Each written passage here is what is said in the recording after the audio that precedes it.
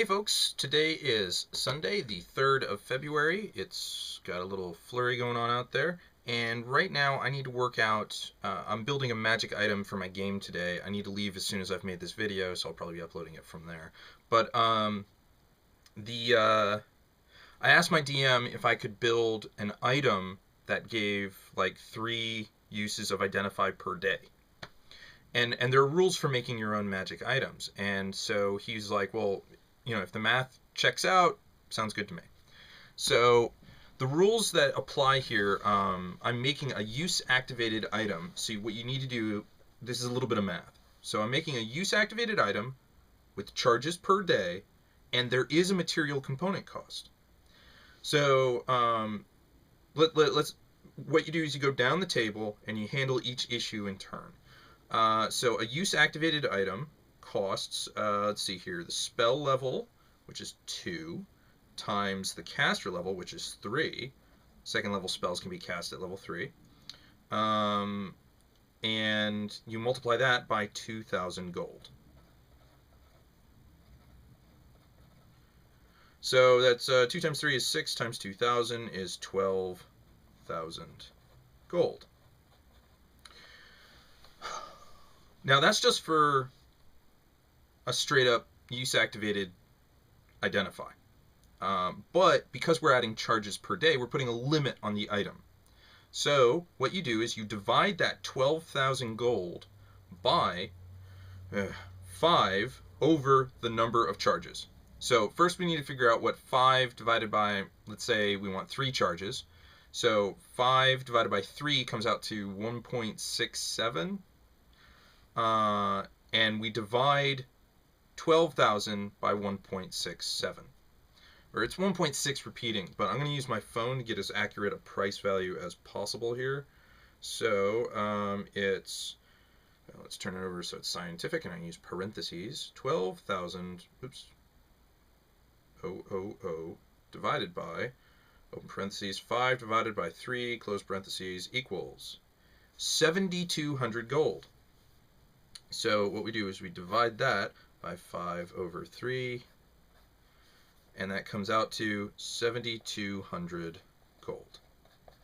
Now we have to factor in the fact that this has a 100 GP material component per casting. So there's 2 rules here. One is you add directly into the price of item per charge the material component cost. So I have 3 charges, so by that reading I would add 300 gold to the cost of the item, and that would come out to 7,500 gold. But because I added a daily limit, charges per day, there's another rule that kicks in here, and they say if there is some sort of daily limit on the item use, you treat it as though there are 50 charges worth. So that's 50 times 100 gold, which comes out to a good old 5,000 gold, which when added to the 7,200 comes out to a nice 12,200 gold. And that's our whatever of identifying 3 times a day. Now the thing left over is what kind of thing am I going to put it on? Now objects that make sense would be like a headband of identification, a third eye of Identify, gloves of identification.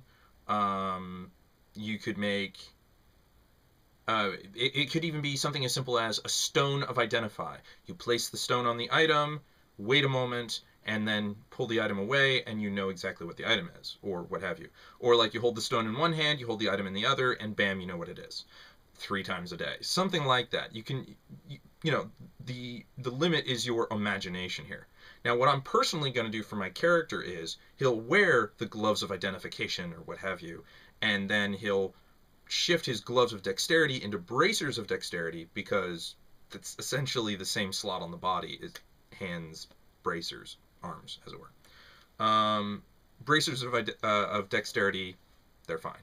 But bracers of Identify, they don't really make sense. I mean, it's like, oh, you activate them by clanging them together, and then you pick up the item, or you touch the item or something. Maybe that would work. I don't know. But, inventing new magic items to fill in the gaps in the wondrous item listing, it's part of playing 3.5 D&D sometimes. Anyways, I have a new chair. That's it for today, and that is a pretty steady flurry. I better get out there before my car gets covered. Until next time.